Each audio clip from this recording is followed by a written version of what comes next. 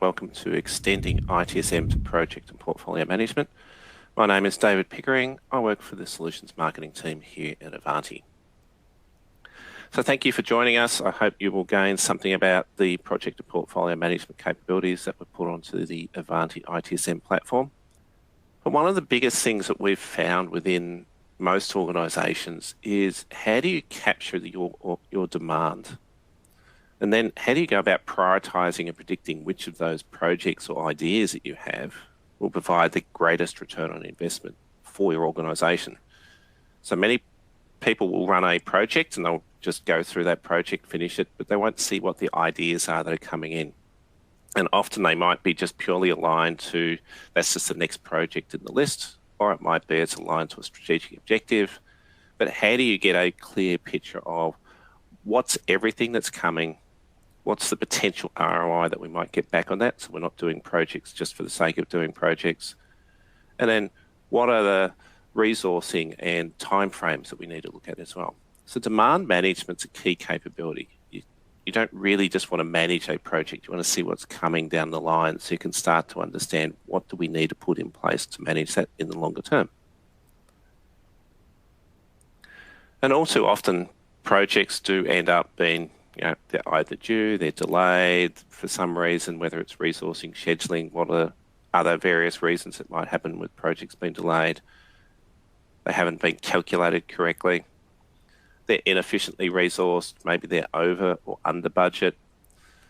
And this can really make, if you're going through that digital transformation, can really make it difficult for you to meet those goals of what you're trying to achieve. And it also means that it becomes very expensive for you to run those projects or the organisation. And then what happens is people start to looking at, well, what can we cut? What can we reduce? What do we not need to do at this particular point in time? So how do you make sure you've got a good visibility of the projects and programs of work, but also what's happening with those? Where are they at? How are we tracking? Why are we having issues with it? And if we are having issues, how do we get back on track so we can actually meet what we need to meet? And what about if you could predict those revenues, as we talked about, we're looking at ideas and demands, but what about the ones that are going to generate me the most revenue? Or those that will deliver the biggest cost savings potentially, or best support the strategic objectives that you have? So before you start expending resources on them, understanding fully what it is that you're going to look at and what it is you're going to run within your organisation. And one of the biggest issues we also find is when people start to look at this and look at their demand and their resourcing and everything else, how do they go about balancing your business as usual work with your project work? What's the optimal there? Because often you're using resources that might be doing other pieces of work that need to be done from a business as usual. You need to keep the business running. It's not all project work. So how do you balance that? Look at that. Okay, I have this resource, but I only have them for 20% of the time. So how do we manage that and look at that? And from a day-to-day perspective, the person who's working wants to understand all the tasks and all the workload that they've got across project work and their business as usual work.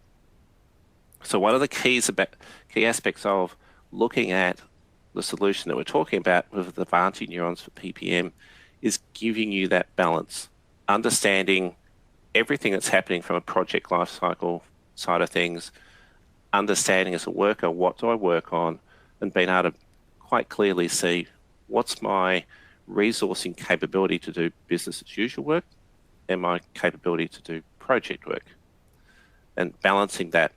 But then also getting that visibility of how am I tracking, what new ideas are coming in, and what's my budget. So the Ivanti Neurons for PPM solution covers a broad aspects of project and portfolio management. So we look at demand management. We take the guesswork out of which projects we should execute and when. We have a clear visibility of our portfolio of work so that we can easily and quickly see what the health of our projects are.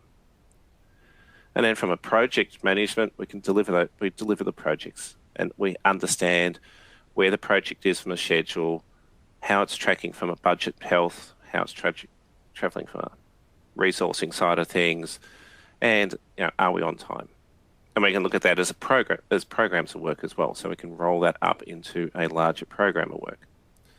And then we want to make sure we manage the resources. How do we manage resources? Ensuring the success of the projects and making sure that when we're looking at that demand management and planning out, what sort of roles do we need? What are the skills that we need? How many hours do we think that we might need them over that project period of time? And ensuring that we have that calculated and worked out beforehand. And then on a day-to-day basis, once we start doing that, managing that time as well. So truly understanding, well, how much time do we spend on that project, and rolling that up from a timesheet side of things. So we've got good visibility and good tracking of everything that we do from a project tracking side of things. The solution. We're going to walk through the different areas of Ivanti neurons for PPM and look at how we go about doing that. So we're going to look at portfolio management and demand management. We're going to walk through project and program management, and we'll round out and finish that up with how do I get my resources organised in a way that I can see how much business as usual they do, how much project time they have, and how do they manage their day-to-day work. So we are going to start within the portfolio manager. So they're going to look at all their portfolios of work. And you can see here, nice, simple dashboard that is configurable, so you can adjust the dashboard how you want that to work, how the information you want. But as a portfolio manager, I can quickly see what are all the projects that I currently have that are active or in the early stages of work. What's the status of those particular projects? What's the health of that project? What's the schedule? Is it on time? Is it over or under budget? And we can visually, using the nice red, green, yellow concept, actually see what's happening from that project within the portfolio. And I can look at any of my projects and get a clear visibility.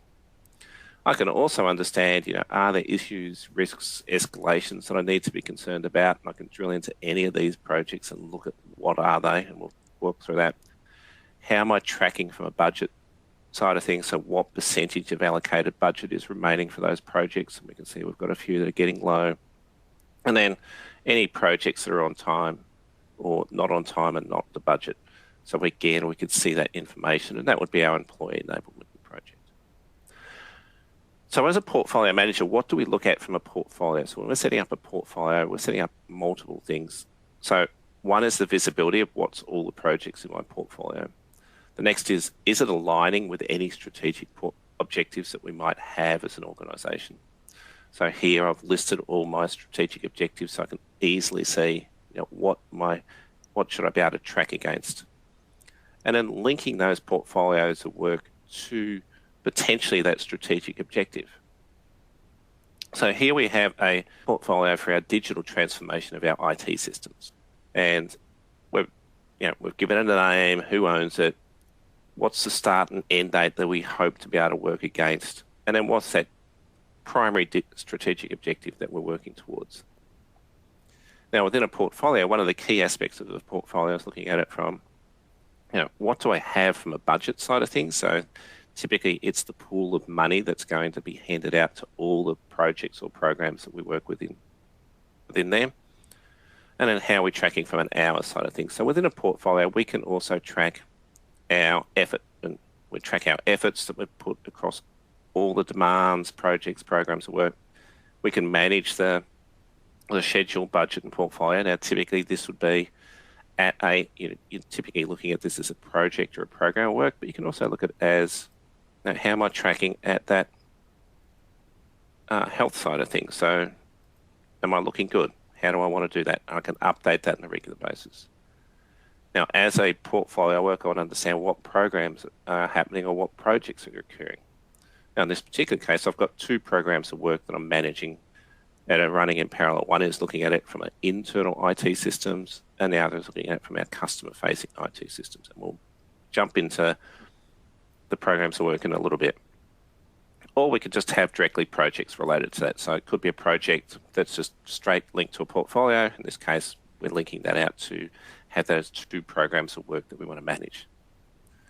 Then you also have that view of the demands, and we'll look at demands in just a minute, but looking at demands as saying, okay, what's come in? What ideas do we have that are coming in that are linked to this portfolio? And we can see that we want to upgrade the CRM system.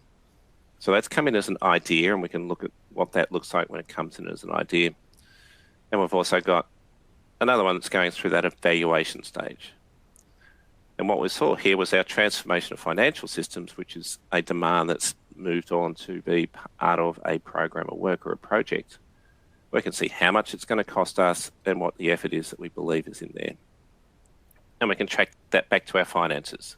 So finances are going to come out of our budgets. We might have multiple budgets or a single budget allocated to that. We can see what our total portfolio for the budget is, what we've allocated, what's available, and if we've consumed anything at that point. So we can track our finances for our portfolio. So as we talked about, when we're looking at what we want to do, we want to manage things to a budget and make sure we're financially correct. We can do that at the portfolio level. And then what are the budgets we have allocated across that entire, in this case, that entire portfolio? Any risks or issues at the portfolio level? Who are our key stakeholders that might be working within the solution? So key stakeholders will typically be interested parties, maybe people who are financing the solutions, or it could be approvals required from those particular stakeholders. So let's look at it from a portfolio side. So now let's go and look at this from a demand, where the ideas come into our solution and where we start to look at, what are the pieces of work that we want to look at and work across. So I'm going to go into my demand management as a demand manager, and they're looking at it purely from a demand management side of things. Now you could have those as merge role depending on your organisation. And here you have a demand dashboard. And again, you've got unique dashboards based on what the role is or what you're working on. But you can look at multiple dashboards. So I could select from this list and look at different dashboards within what I have available to me. But I can see where the demands are by status. I've got 4 that are in the idea stage, 7 that are been evaluated. And I can look at what those demands are. And we can look at what we've got here, which is our upgrading of the CRM system. Any of the demands that may be waiting for me to approve. And then what do I currently have from a demand viewpoint? So anything that I'm working on or anything that might be part of my demands. So I'm going to go into this one, which is I want to implement IT monitoring across my hybrid environment. And when I drill into this particular demand, we can start to look at what does the demand look like when we actually drill into that. So the first thing is it'll come in as an idea. So an idea could come in multiple ways. We could have that maybe on a self-service portal. We could have it as an email. We could just type it in. It doesn't really matter how a demand comes in. It's really saying, here's something that we need to do. When do we start and end that? Hoping to start and end that demand. Who do we think it might be allocated to? And then some fairly straightforward information. I want to understand, and a common terminology within demand management is t-shirt size. And all that's saying is, how big do we think it is? Is it a small project, a large, or medium type project? What area is it that associated to? So it might be something that's directly linked to, if you're in a healthcare, it might be linked to your clinical aspects of the business. Do we have any estimates on costs and revenue at this point? And then are we linking that to a portfolio or a strategic objective? But they could be just a straight project. It could be a defect that we have to put in. It could be an enhancement. It could be smaller projects that we need to run within that. And what type are they? So as an initial stage, we're really just looking at it from, we just want an idea and how do we do that? But within demand management, we can then roll that through different phases. So if I move that into an evaluate stage, you can see we're now looking at different information. And what is that different information we want to track against and what do we need to put in there? Now I'm going to look at a slightly different project that's just had a bit more information put against it at that evaluate stage so we can see what that looks like. And in this particular case, we're looking at that from the point of view of we're rolling in SAP and we want to understand how SAP is laid out across our business. So how do we actually want to understand our SAP environment because it's crucial to the organisation? And you'll see we're in that evaluate stage. We've got different information here. And what we look at when we're building out a demand is the resourcing side of things, the budget, risks, benefits, cost savings, all the different things that we might want to look at. And we'll so quickly go through that.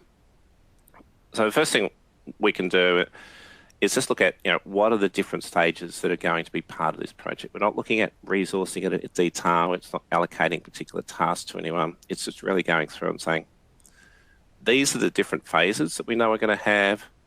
And within each of those phases, we might then have resources that we want to or resource roles of types that we want to have in there. What we call that is a resource plan. So within the resource plan, we say we need an architect, an asset manager, and procurement manager. But we haven't got our project manager, so I'm going to add in a project manager into this particular project.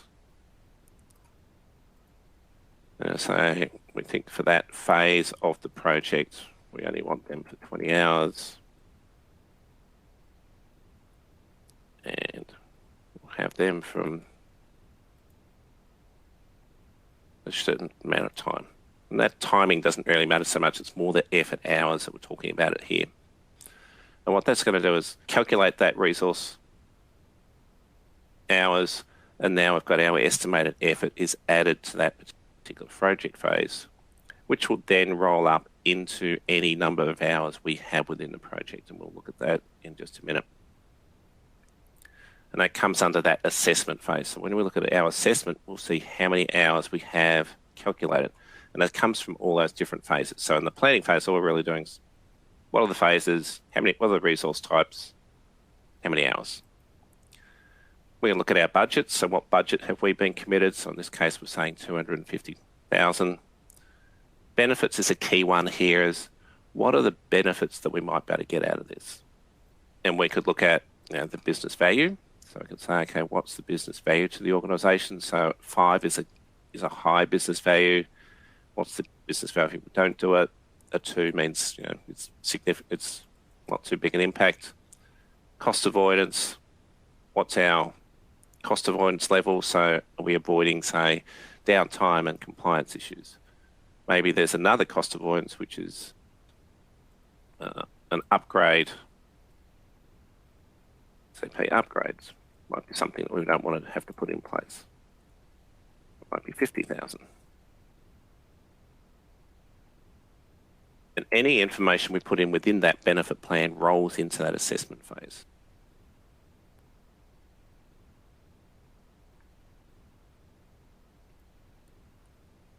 And we can look at that assessment, we can calculate our ROI. And our ROI's got a bit better because now we've got a better return on our investment. Any risks about the project, so if we don't have resources, if it's the software's about to come out of date, whatever the risk is that you want to put in there. And then we can put in a demand scoring, which is, these are questions that are configurable, but does the project require outsourced vendors? How does the project affect either? How many resources are required? Initial estimate cost. And the stakeholders are going to be the approvers. What that ends up doing is giving us a demand score. So the higher the demand score, the more likely you want to do that. But based off that assessment, you can also come into here and say, we're not, the ROI, and this is, it's a negative ROI. So do we want to go ahead and do it? And there might be mitigating circumstances where you have to go ahead and do that anyway. And then I can move that into an approved state and roll that through an approval side so that we can get that approved by any of our stakeholders that we might have, and that will go through the process that we're within there. And once we've got that approved, we will then be able to convert that into a project. So you then move into that next phase of that, which is, I actually want to go and look at projects now. So that's how we go through the process of demands and looking at what we're doing at that level. So now I'm going to look at that from demands that have been created from projects. I'm going to do that as the project manager.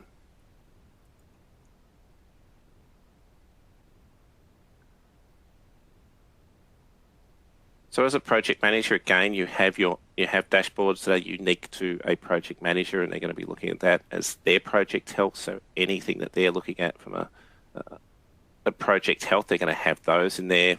They can see within there how they're tracking from a schedule. So where are they on the schedule?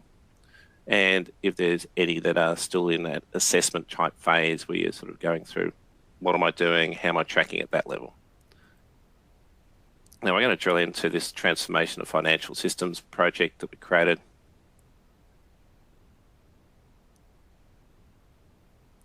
And you'll see we've got the same details where we can track the health and how we're tracking.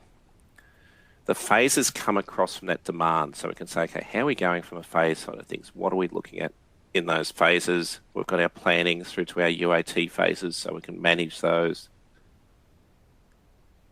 And at any point, if I need to add a resource in there, I can go into that planning phase.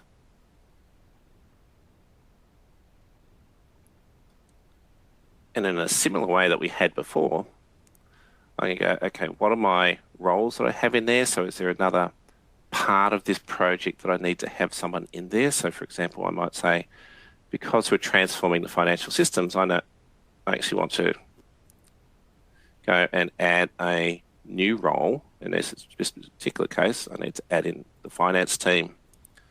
We probably only need them for 20 hours during this phase. And I've got those, they've allocated those. Then what do I look at from a resourcing? So now I can add in resources. So now I start to get into what are the resources I want to look at. So I can, for the business engagement manager, I haven't selected a resource. So I'm going to come into here and select a resource. That's a business engagement manager. And we're going to allocate that person to that role. We're going to create a new task for them.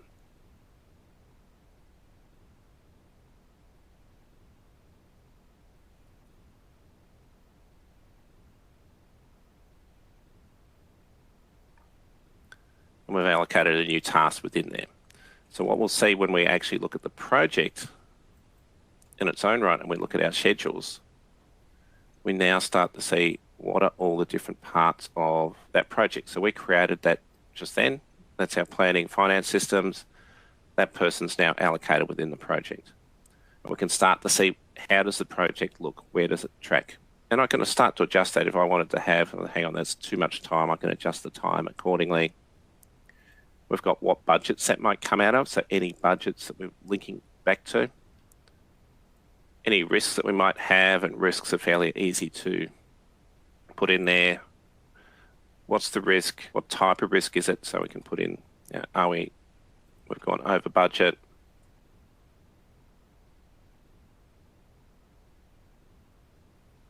Who owns that? What's the severity of it? Well, we'll say it's low at the moment.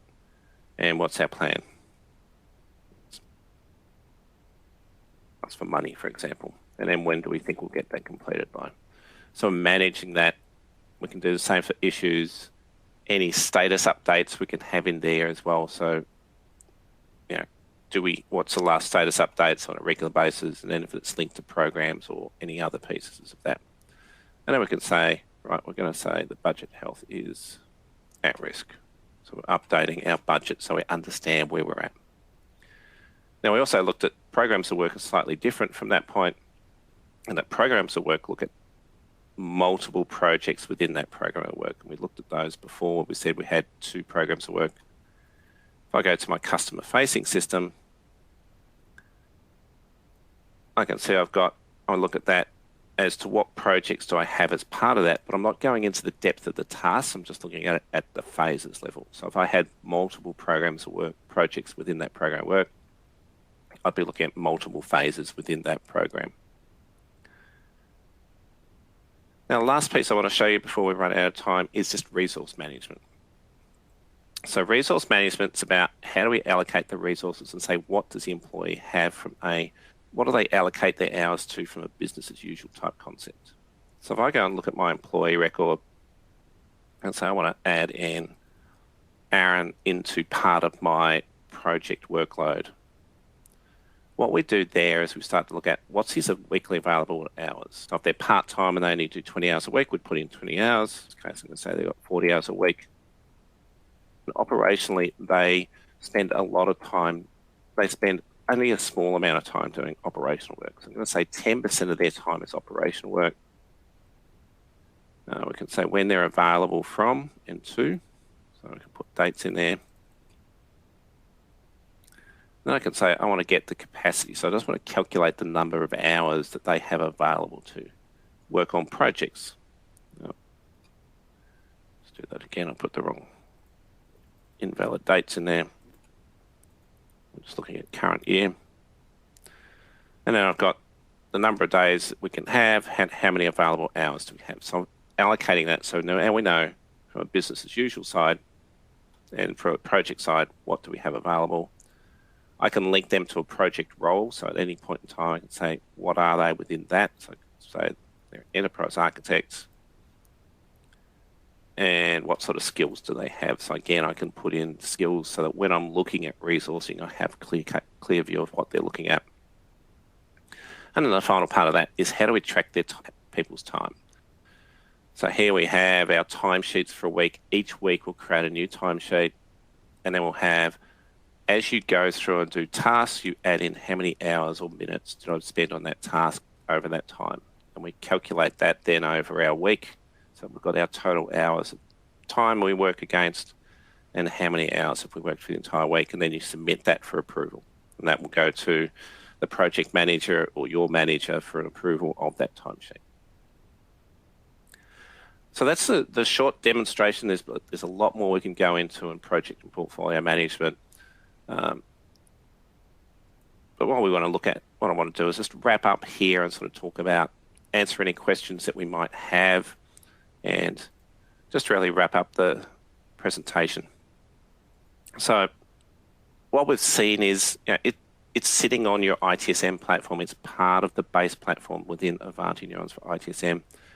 And it enables you to manage both business as usual resources and project resources, increases your ability to run on time and under budget delivery because you've got clear visibility of everything that's happening in your organization, maintaining that view of through dashboards and analytics, get a clear visibility of everything that's happening from a portfolio, from a project, from a program of work.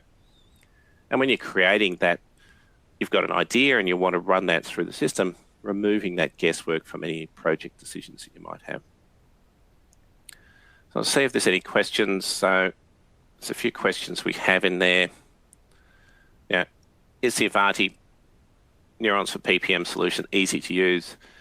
Yes, it is. There's time to set it up, so you need to set up your resourcing and all of that. But once you've got that defined, you've got that set up for managing it across the board. And you also have that clear visibility of portfolios across everything within your solution. Does it have reporting features? So we looked at that. So there's reporting, there's dashboards, there's clear visibility of all the information you have in there. And the Ivanti Neurons for PPM solution works seamlessly across Ivanti Neurons for ITSM. And it gives you that clear visibility, as I talked about, business as usual type workloads and then project workloads, and has really a great mechanism of managing that across the board. I'd like to thank you for your time today. I hope that you gained something about the project and portfolio management solution. And I want to thank you for joining me today, and I hope that to see you in the future with some other demonstrations.